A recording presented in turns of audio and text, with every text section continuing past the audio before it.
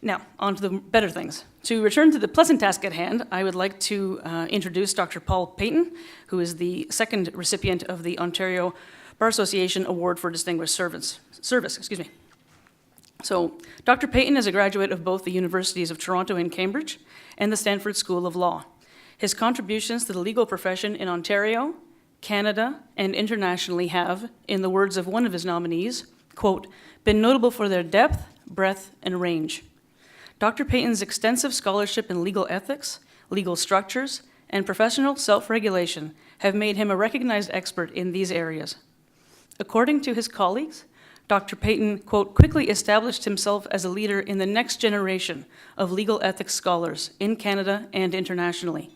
His article, Corporate Counsel as Corporate Conscience, Ethics and Integrity in the Post-Enron Era, remains the leading work on ethical issues facing in-house counsel and became an important resource in national regulatory debates about the rule regarding exceptions to the professional duties of confidentiality. In addition to his many academic contributions, Dr. Paton has served admirably the OBA, the CBA, and the Canadian Corporate Counsel Association in a multitude of ways. Aside from his time on OBA Council, perhaps his most important contribution to the OBA was as a 5-term OBA nominee to the Canadian Bar Association's National Ethics and Professional Responsibility Committee, twice as its chair and twice as its co-chair. He served with distinction and transformed the committee's work to focus on the development of practical tools for the profession, many of which he took the time to write himself. His contributions through his presentations and writings, and by the development of standards and model rules in both Canada and the US, are of great interest to the practicing bar, corporate counsel, regulators, and others. In fact, he was selected as an author for the Law Society's Task Force on the Independence of the Legal Profession, and he is also a regular commentator on ethics issues, writing columns in L'Expert magazine and the Lawyers Weekly in-house counsel magazine on a regular basis. Dr. Paton has acted as a speaker for both the OBA, the CBA, the CCCA, quite extensively. I had to read the resume, I know. As well as for the, it's a brick, as well as for the Federation of Law Societies, provincial and state bars, numerous U.S. bar associations, and to domestic and international audiences.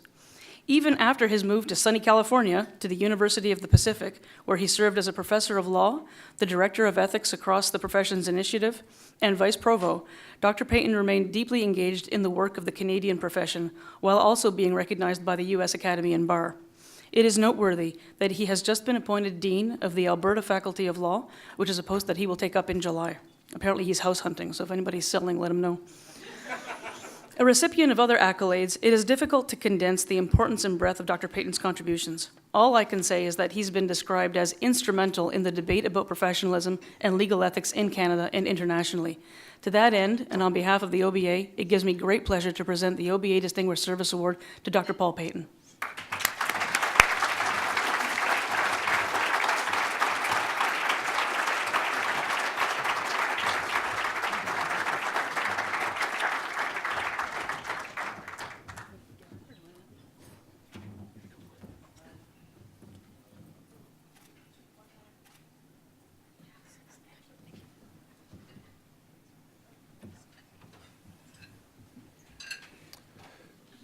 Madam Chief Justice, Madam Attorney General, distinguished members of the Judiciary, Madam President, members of the OBA, guests and friends. It's an incredible honor and privilege to be with you and to receive this honor in a group of people that I've admired and respected my entire legal career. Being committed to the profession in the way that the OBA and the CBA have been, fostering the dialogue between the academy, the profession, government, and the public on so many important issues, has been something that's both been inspiring to me and something to which I've been honored and privileged to be able to contribute. Because we're in a changing profession. We're in a changing dialogue with the public about the place of the profession, but the importance of the role of lawyers, the importance of the judiciary, the importance of the rule of law domestically and internationally hasn't changed. And the OBA and the CBA and all of you have been at the forefront of important debates and discussions about those issues. acting as a portal or a conduit, or at least a safe place in which to have those discussions, the OBA and the CBA have created and fostered a new generation of thinkers, both in the profession and in the academy. And it's one of those things that's really quite interesting. Academics and lawyers don't often talk to each other, and those bridges are ones that I think need to be broken down. And I've been privileged to serve and to be in both positions, spending a decade in practice here in Toronto and running into colleagues that I've had cases with and against, who have reminded me of their actions very early on about how important it is to model professionalism each day. In the academy, I've been fortunate to be able to experience, both in Canada and the United States, the opportunity to contribute to really important discussions about the future of law. And I am grateful, and forever grateful, for the opportunity to do that. As some of you may know, today's been a pretty remarkable day for family, for friends.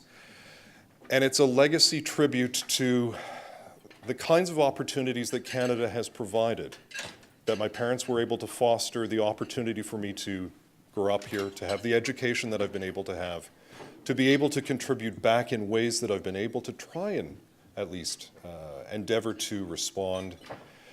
I've also been really grateful along the way to have mentors and friends. David Day, former chair of the Canadian Bar Association's National Ethics Committee, Alan Stern, Gavin McKenzie here in Ontario. I'd like to thank my three nominators, Adam Dodek from the University of Ottawa, Malcolm Mercer from McCarthy's, and Brian Walenko from FedEx, crossing the academic, practicing, and in-house counsel bar.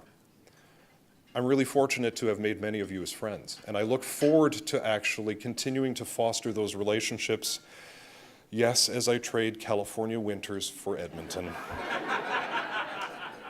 I didn't realize that the palm trees they were showing me were in the West Edmonton Mall. That being said, I'm glad to be back in Canada and amongst you and with you, continuing to encourage and foster the important work that all of you are doing, both in the association and daily as you practice, advancing the importance of the rule of law in your practices and for the public that has no idea of the hours that you contribute, of the commitment that you bring, and of the justice that you serve. Thank you very much indeed for this honor and this privilege. Congratulations to Mary Ellen and to Ian. I looked at the list of people who have been honored with this award over the years, and I'm not worthy. It's really a list of folks who I have admired and respected as long as I've been a member of the bar. So thank you again indeed for this honor, for this selection, and for the chance to be with you tonight. Thank you.